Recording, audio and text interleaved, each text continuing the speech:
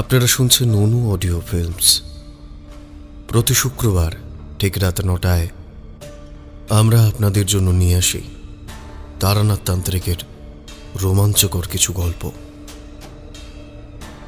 আমাদের গল্প শুনে ভালো লাগলে অবশ্যই আমাদের চ্যানেলটি সাবস্ক্রাইব করে বেল আইকন প্রেস করে রাখবেন এবং অবশ্যই কমেন্টসে আপনার গল্প কেমন লাগলো সেটা জানাতে ভুলবেন না।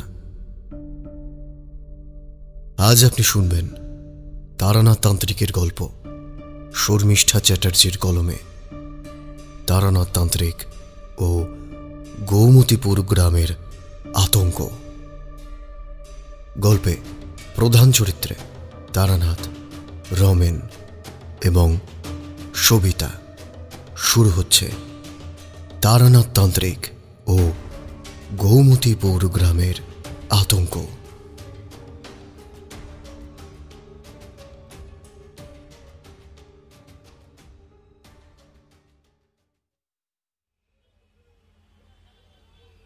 ঠান্ডা ঠান্ডা মটকা আছে,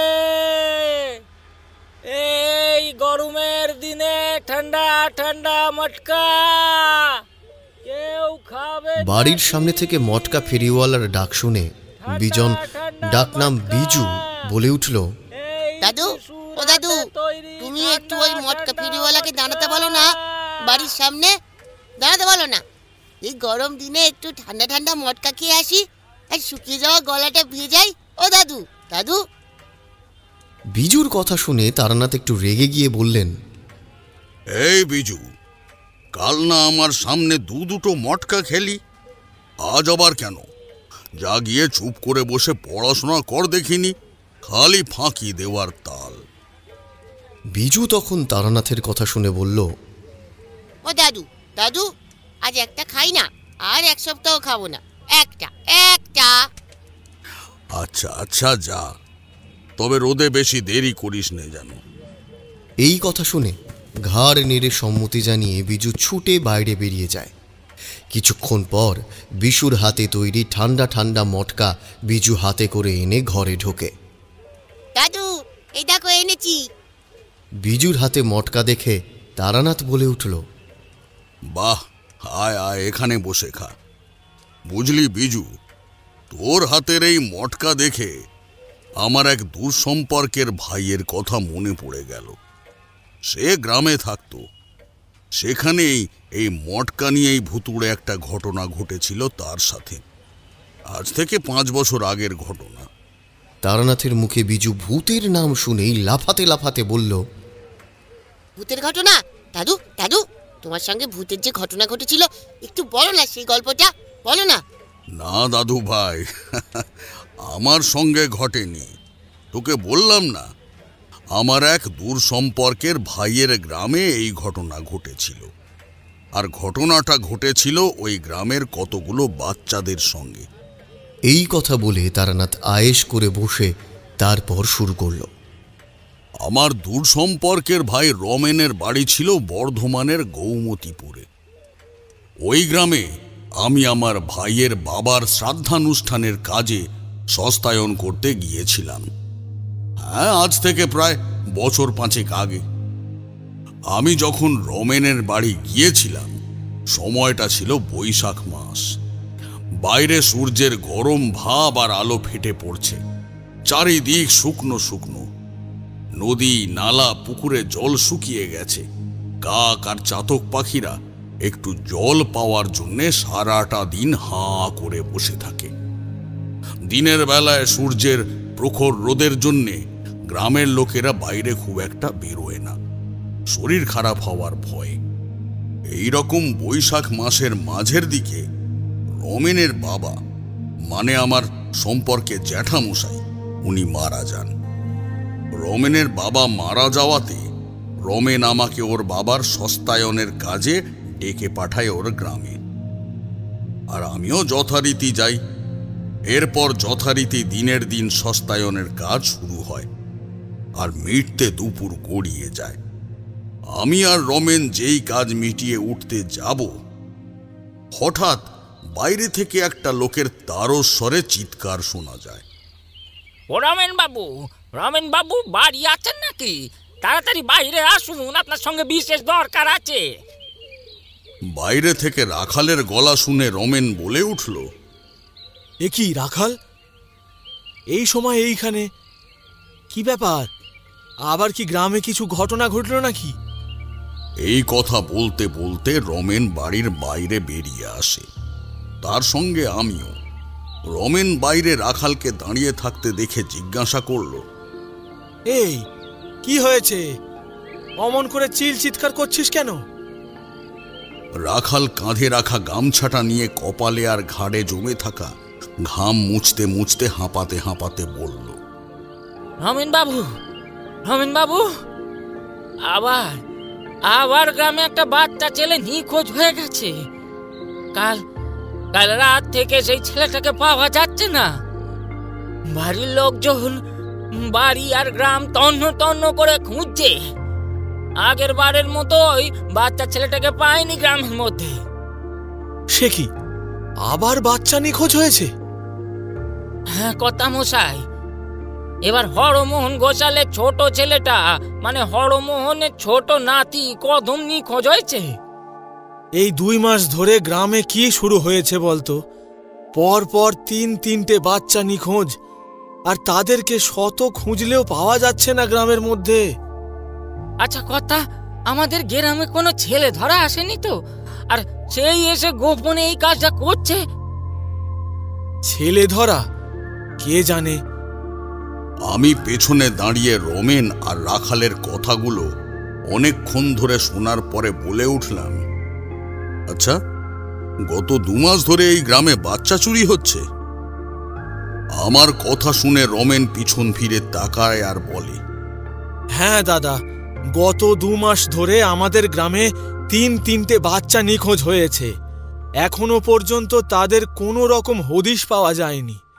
আর কে এই জঘন্যতম কাজের সঙ্গে যুক্ত তারও খোঁজ এখনো পর্যন্ত মেলেনি। তুই পরিষ্কার করে আমাকে বল তো, এই ঘটনা কবে থেকে শুরু হয়েছে তোদের গ্রামে? হ্যাঁ বলছি দাদা, তুমি আমার ঘরে গিয়ে বসো, আমি আসছি খানিক বাদে।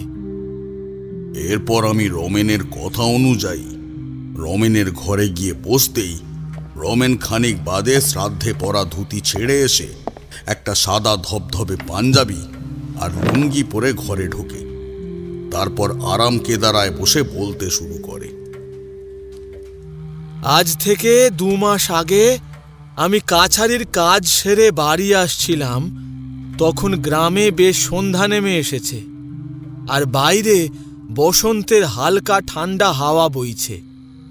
গ্রামের পথ দিয়ে যখন হেঁটে আসছিলাম, হঠাৎ আমার পিছন দিক থেকে একটা ডাক আসে, জমিদার মশাই, ও জমিদার মশাই, একটু দাঁড়ান না, আপনার সঙ্গে আমার একটা কথা আছে। পিছন দিক থেকে ডাকটা শুনতে পেয়ে আমি ফিরে তাকাই, আর দেখি আমাদের গ্রামের হেডমাস্টার মশাই শ্যামচরণ শিকদার দাঁড়িয়ে। আমি হেডমাস্টার মশাইকে দেখে এগিয়ে যাই আর জিজ্ঞাসা করি, মাস্টার মশাই, আপনি আমাকে ডাকছিলেন, কিছু দরকার? হেডমাস্টার মশাই শ্যামচরণ শিকদার একটু চুপ থেকে হাউ হাউ করে কাঁদতে কাঁদতে বললেন, জমিদার মশাই, জমিদার মশাই, জমিদার মশাই, কাল সন্ধ্যা থেকে আমার ছোট 7 বছরের ছেলে দীপুকে বাড়ির মধ্যে আর গ্রামের মধ্যে কোথাও খুঁজে পাওয়া যাচ্ছে না। আমি মাস্টার মশাইয়ের কথা শুনে অবাক হয়ে যাই আর বলি, এ আপনি কি বলছেন মাস্টার মশাই? কাল সন্ধ্যা থেকে দীপুকে খুঁজে পাচ্ছেন না, আজ এসে আপনি আমাকে এটা বলছেন? এ মা, ছি, এ আপনি ভারী অন্যায় করেছেন মাস্টার মশাই। আপনি আমাকে একটিবার বলতে পারতেন তো, আমি নিজে নয় বা আমার লেঠেলদের পাঠিয়ে আপনার ছেলের খোঁজ করতে পাঠাতাম। আপনাকে খবর দেওয়ার কথা তখন আমার মাথায় ছিল না জমিদার মশাই। এরপর আমি কাছারি বাড়ির কাজ থেকে ছুটি নিয়ে পর 2 দিন হন্যে হয়ে আমার পোষা লেঠেলদের নিয়ে সারা গ্রাম খুঁজি, তন্ন তন্ন করে খুঁজি, কিন্তু দীপুকে কোথাও পাওয়া যায় না। এছাড়া গ্রামে যে কটা নদী বা পুকুর আছে সেখানেও খুঁজি জাল ফেলে, কিন্তু সেখানেও কিছু পাওয়া যায় না। গ্রামের লোকজন আর আমি শত খোঁজাখুঁজির পরও যখন দীপুকে আমরা পেলাম না, তখন আমি আর আমরা গ্রামের লোকেরা ধরে নিলাম দীপুকে কেউ চুরি করে, মানে কোনো ছেলে ধরা গ্রাম থেকে বাইরে পাচার করে দিয়েছে হয়তো। এই ঘটনার রেশ কাটতে না কাটতে আবার 1.5 সপ্তাহের মাথায় আমাদের গ্রামে আবার একটা বাচ্চা চুরি হয়। সেই দিন অবশ্য আমি গ্রামে ছিলাম না, একটা কাজে কলকাতা শহরে গিয়েছিলাম। 2 দিন পর শহর থেকে ফিরে এসে শুনি আমাদের বাড়ির কুলপুরোহিত ভবেশ ব্যানার্জির বড় ছেলে অখিলের 8 বছরের মেয়ে চুনিকে পাওয়া যাচ্ছে না। আমি যেদিন শহরে গিয়েছিলাম সেই দিন থেকে। এরপর আমি যথারীতি আগের বারের মতো তন্ন তন্ন করে সারা গ্রাম খুঁজলাম, কিন্তু অখিলের মেয়ে চুনিকে পাওয়া গেল না গ্রামের কোথাও। আমরা আবারও ধরে নিলাম আগের বারের মতো ছেলে ধরাই হয়তো তাকে ধরে নিয়ে গেছে আর তাকে বাইরে পাচার করে দিয়েছে হয়তো। রমেনের মুখে দুটো বাচ্চা নিখোঁজ হওয়ার কথা শুনে আমি রমেনকে জিজ্ঞাসা করি, আচ্ছা, গত 1 বা 2 মাসের মধ্যে তোদের গ্রামে কোনো অচেনা ব্যক্তি এসেছে নাকি? তুই একটু মনে করে বলতো। গত 2 মাসে ও হ্যাঁ, গত 2 মাস আগে আমাদের গ্রামে এক মহিলা নতুন এসেছে। তা সেই মহিলা কোথায় থাকে আর কি করে? ওই মহিলা আমাদের গ্রামের শেষ মাথায় থাকে, আর ওই মটকা বিক্রি করে গ্রামে ঘুরে ঘুরে বেড়ায় আর কি। খুব গরিব মহিলা। মহিলার অবস্থা দেখলেই খুব কষ্ট লাগে জানো। গ্রামের লোকেদের মুখে শুনেছি নাকি মহিলার 3 কুলে কেউ নেই। তা মহিলার নাম কি? সবিতা। এখানে বলে রাখি, আমার ভাই রমেন হলো গৌমতীপুর গ্রামের জমিদার। রমেনের আগে ওর বাবা মানে আমার জেঠু জমিদারি সামলাতেন, এবং রমেনের এই জমিদারি ছিল খুব বিরাট বড়। রমেন একা হাতে তার এই বিরাট বড় জমিদারি সামলাত। রমেনের ভালো নাম রমেন চন্দ্র সেনগুপ্ত। গৌমতীপুর গ্রামের বাসিন্দারা রমেনকে খুব সম্মান করত আর ভালোবাসত। এরপর সন্ধ্যা হতেই আমি আর রমেন দুজনে মিলে হরমোহন ঘোষালের বাড়ি যাই। আমি আর রমেন যখন গৌমতী গ্রামের পথ দিয়ে হেঁটে হেঁটে হরমোহনের বাড়ির দিকে যাচ্ছিলাম, তখন আমি গ্রামটার চারিদিকে তাকিয়ে তাকিয়ে দেখি ঠিকই, কিন্তু আমার মনের ভিতরটা শুধু খচখচ হতে থাকে, আর শুধু মনে হতে থাকে এই গ্রামের মধ্যে এমন একজন অচেনা মানুষের প্রবেশ ঘটেছে যে এই ঘটনাগুলো ঘটাচ্ছে, এবং তার সঙ্গে এই ঘটনাগুলো যুক্ত। হরমোহন ঘোষালের বাড়ি ঢুকতেই দেখি হরমোহনের বাড়ির চারিদিকের পরিবেশ একদম থমথমে। বোঝা যাচ্ছে যে বাড়িতে কিছু একটা অঘটন ঘটেছে। আমি আর রমেন হরমোহনের বাড়ির ভিতরে প্রবেশ করতেই বছর 70-এর এক বৃদ্ধ গোছের লোক আমাদের দেখে হাউ হাউ করে কাঁদতে কাঁদতে ছুটে আসে, আর রমেনের পায়ে পড়ে কাঁদতে কাঁদতে বলে, জমিদার মশাই, ওহো জমিদার মশাই, আমার ছোট নাতি কুসুমকে দয়া করে খুঁজে দিন। ওকে যে না পেলে আমার ছোট বৌমা মারা যাবে। তিনিই ছিলেন হরমোহন। তিনি রমেনের পায়ে পড়তেই রমেন লজ্জিতভাবে বলল, আরে রে ও খুড়ো, এ কি করছেন? উঠুন উঠুন, আগে উঠুন। এই বলে রমেন বৃদ্ধ হরমোহনকে তুলে বাড়ির দাওয়ায় বসায়। তারপর জিজ্ঞাসা করে, আচ্ছা খুড়ো, আপনি ঠিক করে বলুন তো, আপনার ছোট নাতি কদমকে আজ শেষবারের মতো কোথায় দেখেছিলেন? রমেনের কথা শুনে হরমোহন একটু খক খক করে কেশে নিয়ে ধরা গলায় বলতে শুরু করল, ওই তো আমি যখন দুপুরে খাওয়া দাওয়া সেরে নিয়ে ঘরে ঘুমোতে যাই, তখন দেখি ছোট বৌমা কদমকে খাইয়ে দিচ্ছে রান্নাঘরের ভিতর। ওই শেষবারের মতো কদমকে দেখেছিলাম। তারপর সন্ধেবেলা ঘুম ভাঙতেই ছোট ছেলে অতীনের মুখে শুনি কদমকে নাকি দুপুরের পর থেকে পাওয়া যাচ্ছে না। এই কথার মাঝে আমি হরমোহন বাবুকে একটা প্রশ্ন করে উঠি, আচ্ছা ও কি বাড়ি থেকে হারিয়ে গেছে না কি অন্য কোথা থেকে? কদম বিকেল বেলা আমাদের গোমতীপুর গ্রামের কালীতলা মাঠে খেলতে যেত। রোজকার দিনের মতো কালও কালীতলা মাঠে খেলতে গেছিল ওর স্কুলের বন্ধুদের সঙ্গে। কিন্তু সন্ধে গড়িয়ে আসার পর অতীন দেখলো যে কদমের বাড়ি ফেরার নাম নেই। তখন খানিকটা বাধ্য হয়ে এই কদমকে খুঁজতে বেরোয়। কিন্তু কাল রাত সকাল থেকে সারা গ্রাম আর গ্রামের প্রত্যেকটা বাড়ি বাড়ি গিয়ে কদমের খোঁজ নেয়, কিন্তু কোথাও খুঁজে না পেয়ে খানিকটা হতাশ হয়ে ও বাড়ি ফিরে আসে। হরমোহনের মুখে আমি এই কথা শুনে আবার প্রশ্ন করে উঠি, হরমোহন বাবু, আপনাদের বাড়ি থেকে কালীতলা মাঠ কতটা দূরে? বেশি দূরে নয়, এই তো আমাদের বাড়ি 5 থেকে 10 মিনিটের রাস্তা। এরপর আমাদের আর হরমোহন বাবুকে কিছু প্রশ্ন করার ছিল না, তাই আমি আর রমেন সেই বাড়ি থেকে বেরিয়ে আসি। তারপর আমি রাস্তায় যেতে যেতে রমেনকে জিজ্ঞাসা করি, আচ্ছা কদম তো কালীতলার মাঠ থেকে মানে বাড়ির বাইরে থেকে হারিয়ে গেছে, আর দুটো বাচ্চা কি করে হারিয়ে গেছে তুই বলতে পারবি রমেন?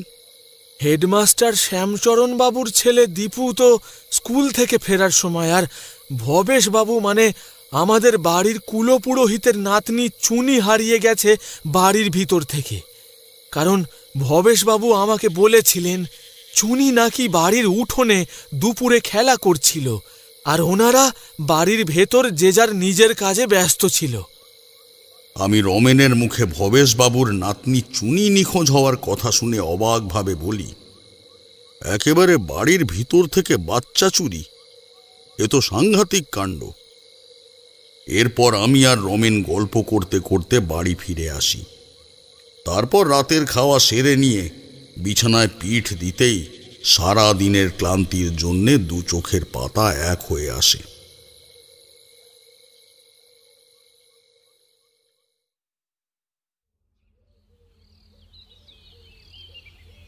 পরদিন ছিল মৎস্যমুখী।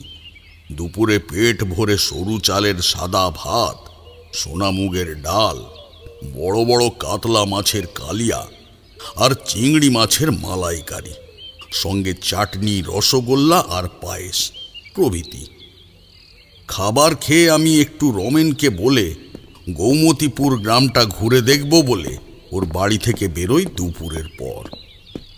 তারপর আমি গ্রামের রাস্তা দিয়ে হাঁটতে হাঁটতে আর গ্রামের প্রাকৃতিক পরিবেশ উপভোগ করতে করতে যখন হেঁটে যাচ্ছি গ্রামের সরু পথ ধরে, তখন আমার কানে হঠাৎ একটা কবিতা ভেসে আসে। আমি তখন তাকিয়ে দেখি গ্রামের দূরের রাস্তা দিয়ে একটা কালো চেহারার মহিলা মাথায় একটা ঝুড়ি নিয়ে একটা কবিতা বলতে বলতে এই দিকে এগিয়ে আসছে। এই যে ছেলে বুড়ো সবার জন্য আমি এনেছি আজ সাধন্য, একটা খেয়ে মন ভরবে অল্পি, এই যে এসে গেছে সবিতার মটকা কুলপি। মহিলাটি এই কবিতাটা বলতে বলতে যখন এগিয়ে আসছিল, তখন গ্রামের রাস্তায় কতগুলো বাচ্চা বাচ্চা ছেলে মেয়ে খেলা করছিল। বাচ্চাগুলো মহিলাটিকে দেখে তার দিকে দিদা দিদা করে এগিয়ে যায় আর বলে, দিদা দিদা, আজও তুমি আমাদের জন্য ঠান্ডা ঠান্ডা মটকা এনেছো। মহিলাটি বাচ্চাগুলোর দিকে তাকিয়ে ঘর ঘরে গলায় বলল হেসে, বাচ্চারা, আজও আমি তোদের জন্য আমার হাতে তৈরি তিরুবালা মটকা এনেছি, আয় আয় নিবি আয় নিবি আয়। এই বলে মহিলাটি মাথা থেকে ঝুড়ি নামিয়ে ঝুড়িটার মুখ থেকে লাল কাপড় সরিয়ে ঝুড়ির ভিতর থেকে একে একে একটা করে মটকা বের করে বাচ্চাদের হাতে দেয়। বাচ্চাগুলো মহিলাটির হাত থেকে মটকাগুলো নিয়ে খেতে খেতে বলে,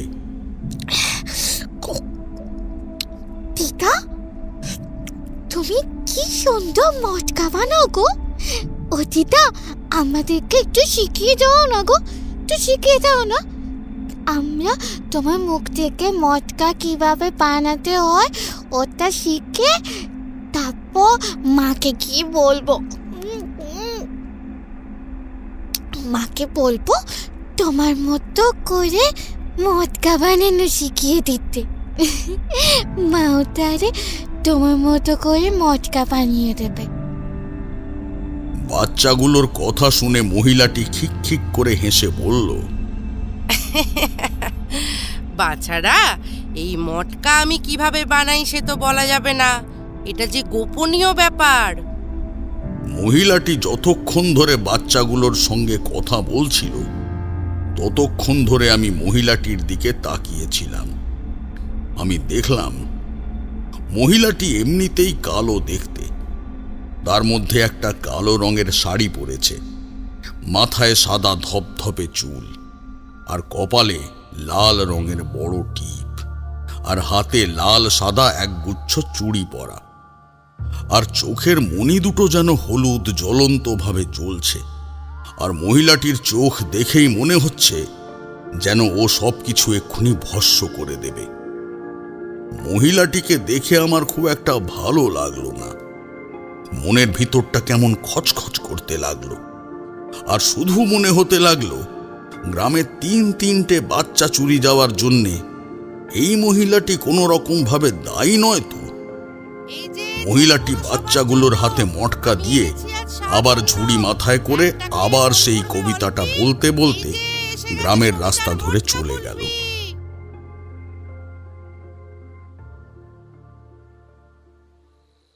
এরপর সন্ধ্যা নামতেই বাড়ি ফিরে এসে রমেনকে কিছুক্ষণ আগে পথে দেখা সেই মহিলাটির ব্যাপারে বলি। তারপর জিজ্ঞেস করি, এই সবিতা গ্রামের কোথায় থাকে রে? গ্রামের শেষ মাথায় যে বড় কবরখানাটা আছে না, শুনেছি ওর আশেপাশেই নাকি কোথাও থাকে। রমেনের মুখে সবিতার বাড়ির অবস্থানটা জেনে নিয়ে আমি পরদিন দুপুরবেলা খাওয়া দাওয়া সেরে নিয়ে সবিতার বাড়ির খোঁজে বেরিয়ে পড়ি। আমি গৌমতী গ্রামের শেষ মাথায় যত এগোতে থাকি তত আমার চারদিকটা ঠান্ডা ঠান্ডা অনুভব হতে থাকে। আমার তখন শুধু মনে হতে থাকে এই গরমের দিনে এত ঠান্ডা ঠান্ডা হাওয়া আসছে কোথা থেকে, আর চারিদিকের পরিবেশটা পৌষ মাসের মতো কনকনে শীতের ঠান্ডা হাওয়া বইছে যেন।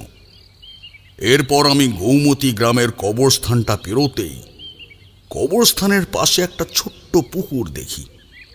সেই ছোট্ট পুকুর পাড়ের পাশে একটা ছোট্ট বেড়া দেওয়া মাটির ঘর চোখে পড়ে। এরপর আমি মাটির ঘরটার দিকে এগোতেই ওই ঘরের ভিতর থেকে একটা ঘড়ঘড়ে গলার আওয়াজ শুনতে পাই। আমি ঘরের ভিতর থেকে গলার আওয়াজটা শুনে চুপিসারে ঘরটার দিকে এগিয়ে যাই।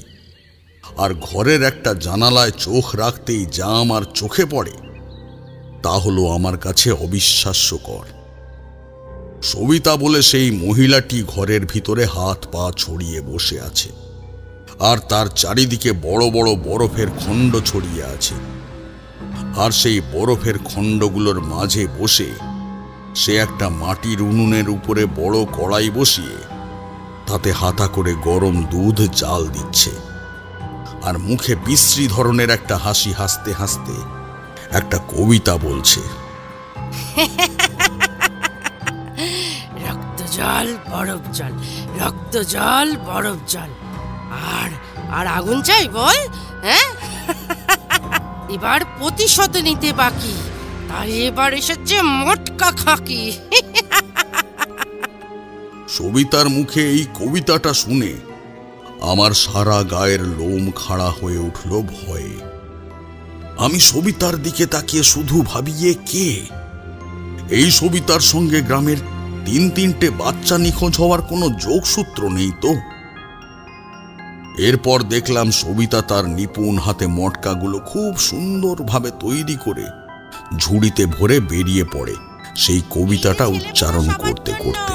আমি এনেছি আজ স্বাদ অন্য, একটা খেয়ে মন ভরবে। সবিতা যেই একটু দূরে চলে যায় গ্রামের কাঁচা সরু পথ দিয়ে হাঁটতে হাঁটতে আমি তখন সবিতার ঘরের ভিতরে ঢুকি।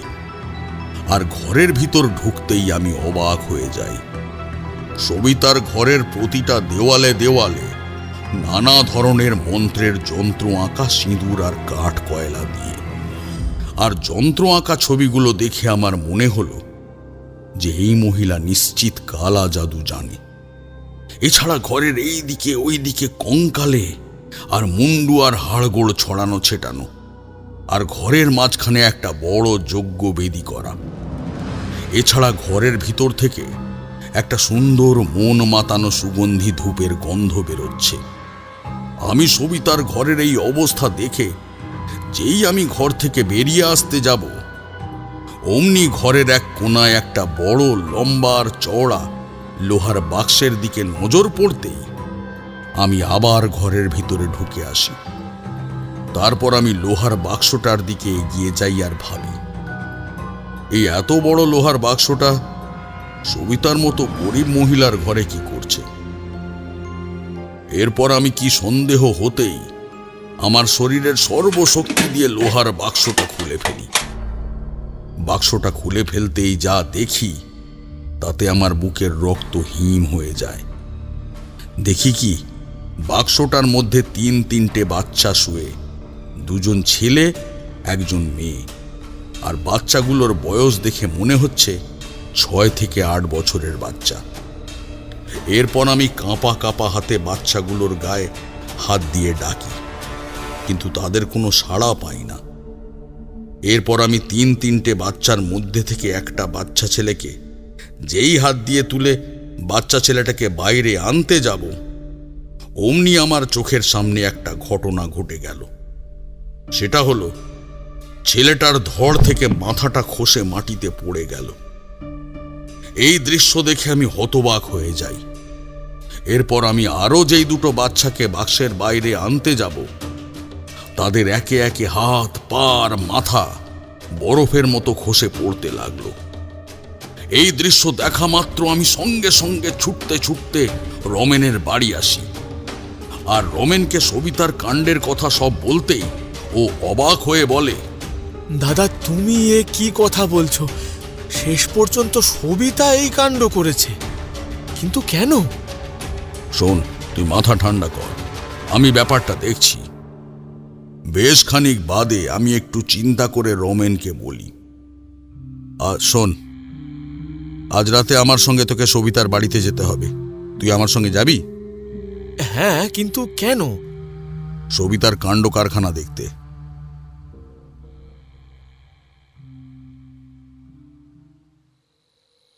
এরপর রাতের খাওয়া সেরে দুজনে মিলে সবিতার বাড়ির উদ্দেশ্যে রওনা হই। সবিতার বাড়ির কাছাকাছি যেতেই আবার সেই দুপুরবেলার মতো ঠান্ডা ঠান্ডা অনুভব হতে লাগলো। রমেনের এই ঠান্ডা ঠান্ডা অনুভব হতেই রমেন জিজ্ঞাসা করল, আচ্ছা দাদা, যত এগোচ্ছি সবিতার বাড়ির দিকে তত পৌষ মাসের মতো ঠান্ডা অনুভব হচ্ছে কেন? সবিতার বাড়ির দিকে এগোতেই আবার দুপুরবেলার মতো সেই মন্ত্রটা আমার কানে আসে। এবার প্রতিশোধ নিতে বাকি, তাই এসেছে মোটকা খাকি।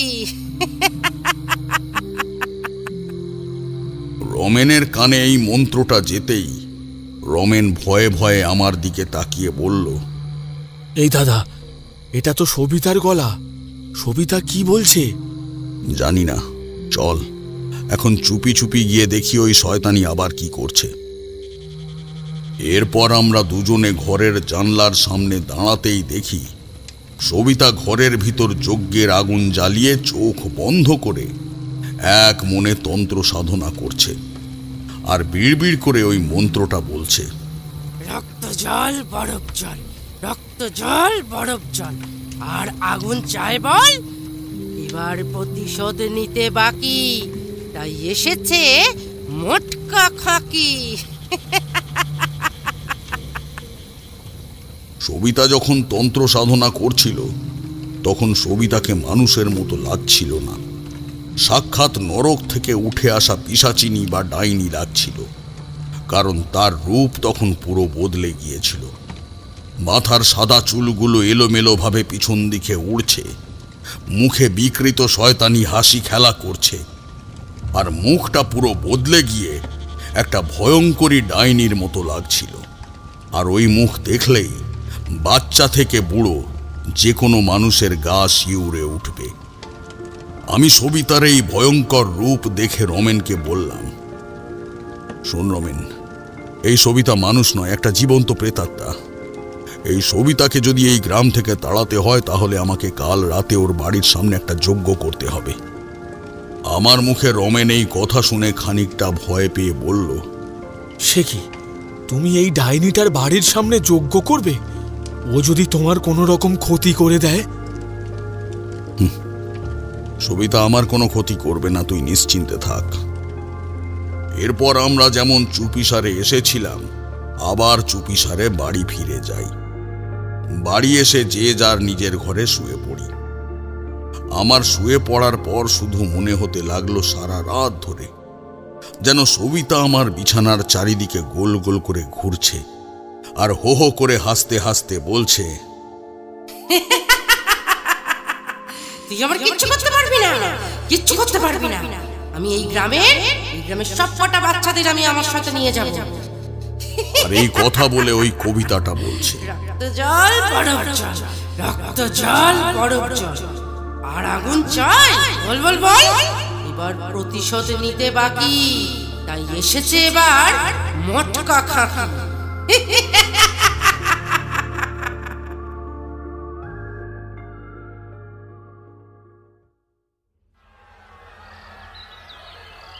একটা চিৎকার চেঁচামেচির আওয়াজে আমার সকালের ঘুমটা ভাঙে। আমি তখন নিচে নেমে দেখি রমেনের বাড়ির উঠোনে সামনে কিছু গ্রামবাসীদের ভিড়। আমি রমেনের বউ কাজরিকে জিজ্ঞাসা করি, আচ্ছা বৌমা, বাড়ির উঠোনে গ্রামবাসীদের এত ভিড় কেন, কি হয়েছে? কি বলবো দাদা, আবার বাচ্চা নিখোঁজ শুরু হয়েছে। কাজরির মুখ থেকে এই কথা শুনে আমার বুকটা সঙ্গে সঙ্গে ধড়াস করে উঠল। আমি কাঁপা কাঁপা গলায় জিজ্ঞাসা করলাম, কার? আর বলবেন না, একটা 7 বছরের ছোট্ট মেয়ে, ওর নাম উমা।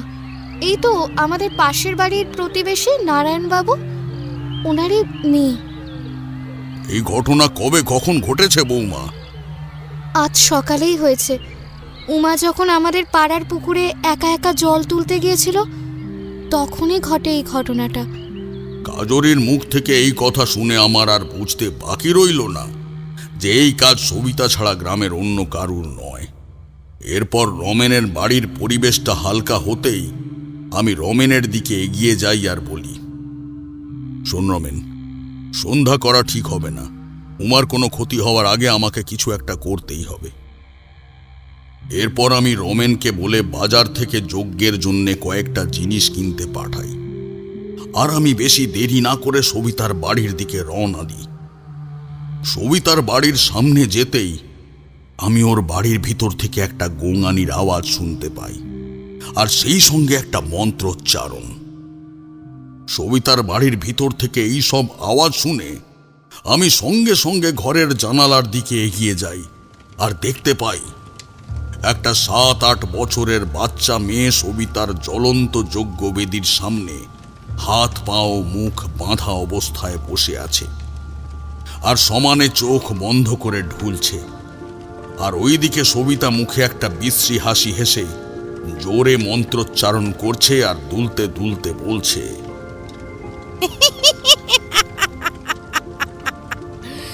তোরা সকলে আমার হাতে মরবি, সকলে আমার হাতে মরবি।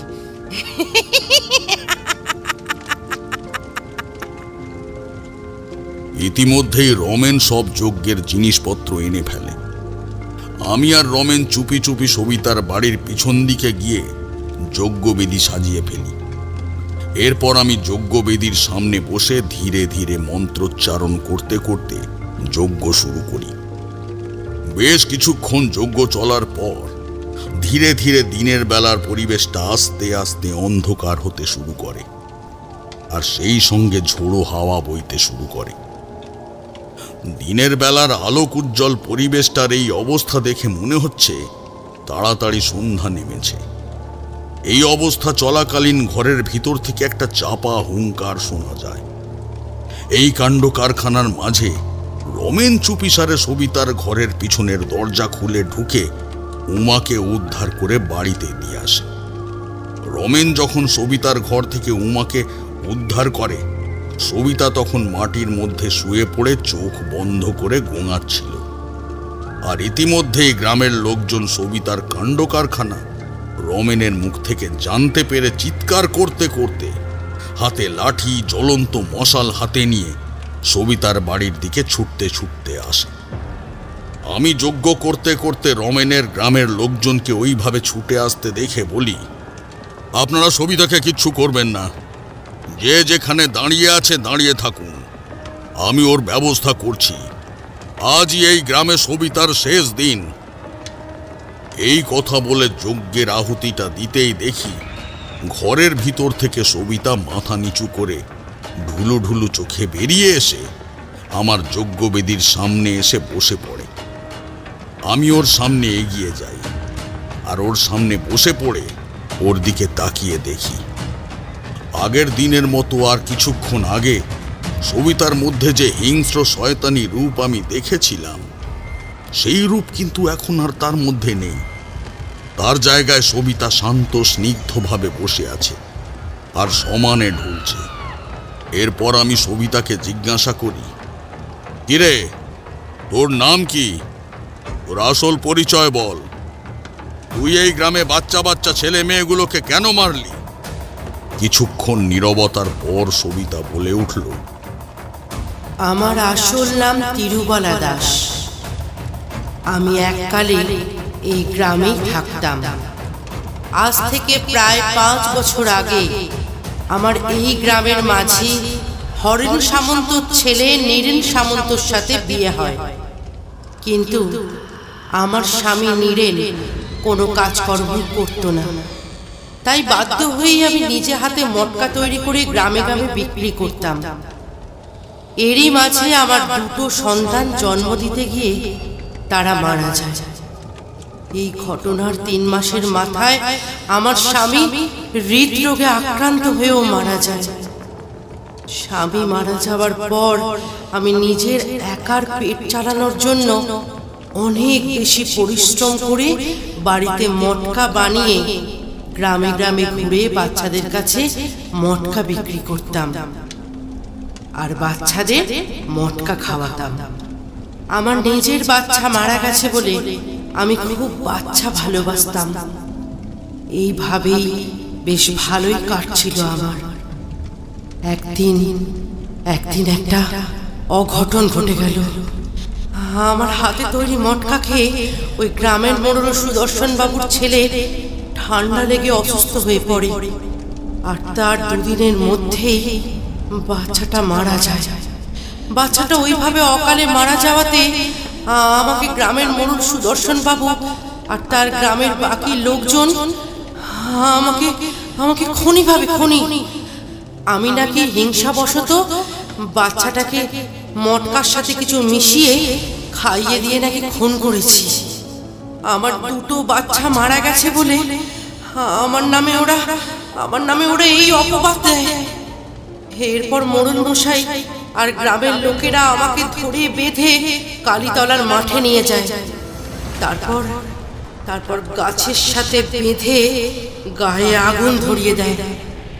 গায়ে আগুন ধরিয়ে দেওয়ার সময় আমি তাদেরকে বারবার বলি, আমাকে ছেড়ে দাও, আমি জঘন্যতম কাজ করিনি, আমাকে বাঁচাও। কিন্তু তবুও তারা আমার কথা শোনেনি, গায়ে আগুনটা লাগিয়েই দেয়। আর আমি মরে যাওয়ার আগে ওদেরকে বলে যাই যে আমি আবার ফিরে আসবো, অন্য নামে অন্য কোনো রূপে ফিরে আসবো। প্রতিশোধ নিতে আমি তোমাদের গ্রামে আবার ফিরে আসবো।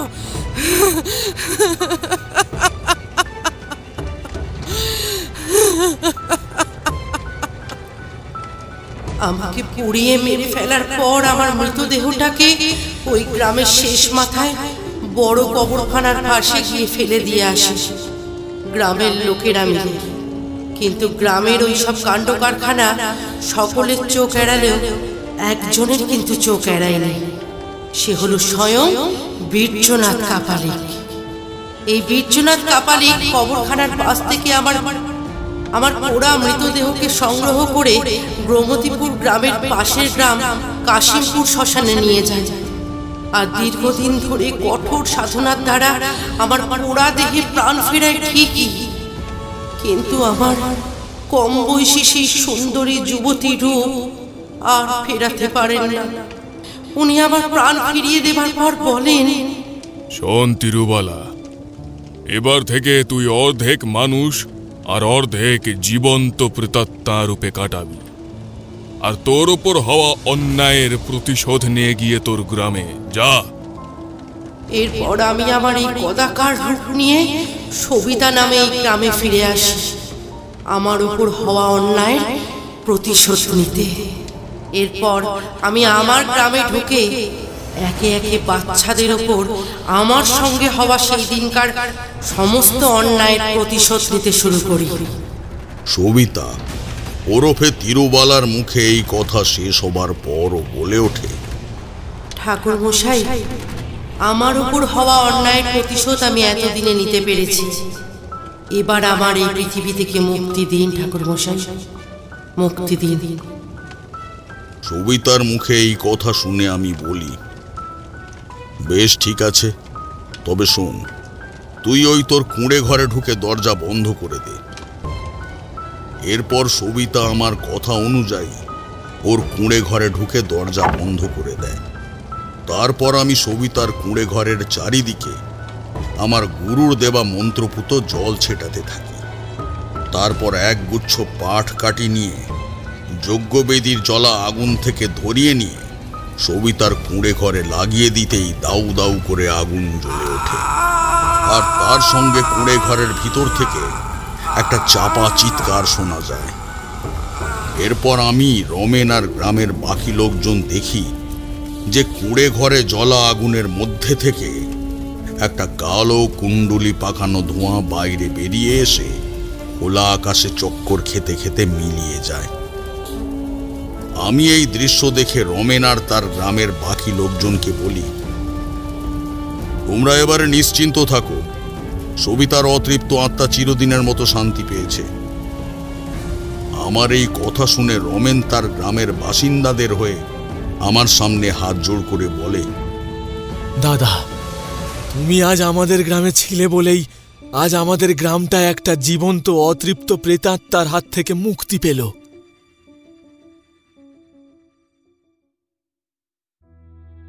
পরদিন বাড়ি ফেরার সময় দেখি কি, রমেনের গ্রামবাসীরা আমার জন্য ঝুড়ি ভর্তি করে নানা ধরনের ফল, তারপর ক্ষেতের নানা রকমের শাক সবজি প্রণামী হিসেবে নিয়ে এসেছে। আমি তাদের এই কাণ্ড কারখানা দেখে লজ্জিত মুখে বলি, আরে এই সব তোমরা কি করেছো বলো তো? এত সব জিনিস আমি বাড়ি নিয়ে যাব কি করে? গ্রামবাসীদের মধ্যে থেকে একটা কম বয়সী ছোকরা ছেলে বলল, ঠাকুরমশাই, আপনি কিছু চিন্তা করবেন না, আমি আর মোহন মিলে এইসব শাক সবজি ফলমূল আপনার বাড়িতে দায়িত্ব নিয়ে পৌঁছে দেবো। আপনি শুধু এই গরিব গ্রামবাসীদের উপহারগুলো গ্রহণ করুন শুধু। তারানাথের মুখে বলা গল্প শেষ হলে বিজু মানে বিজন উঠে ভয়ে ভয়ে বলে, দাদু, আমি আর মটকা খাবো না, এই জীবনে মটকা খাবো না। যদি আমাকে ওই বুড়িতে ধরে নিয়ে যায় ওই গৌমতীপুর গ্রামের বাচ্চাগুলোর মতো, তাহলে আমার কি হবে? বিজনের মুখে তারানাথ এই কথা শুনে হো হো করে হেসে ওঠে।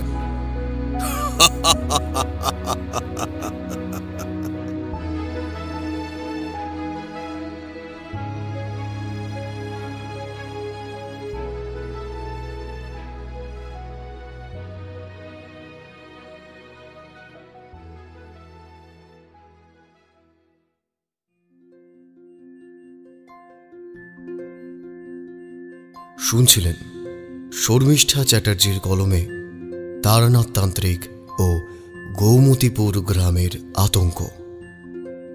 গল্পে বিভিন্ন চরিত্রে সৌমিতা, অর্পণ, জ্যোতির্ময়, অয়ন্তিকা, জয়, রিতম এবং অমিত। সমগ্র গল্পটির কণ্ঠ অভিনয় নির্মাণ করেছে ঋতুরা স্টুডিও। সমগ্র গল্পটির কণ্ঠ সম্পাদনা, ধ্বনি সম্পাদনা এবং আবহ সম্পাদনা করেছে 62 APS স্টুডিও। গল্পটি শুনে ভালো লাগলে অবশ্যই আমাদের চ্যানেলটি সাবস্ক্রাইব করে বেল আইকন প্রেস করে রাখবেন এবং অবশ্যই গল্প শুনে আপনার কেমন লাগলো তা আমাদের কমেন্টসে জানাতে ভুলবেন না। আগামী শুক্রবার ঠিক রাত 9টায় আমরা আবারও হাজির হব আপনাদের জন্য তারানাথ তান্ত্রিকের রোমাঞ্চকর গল্প নিয়ে। ততক্ষণ পর্যন্ত স্টে টিউনড।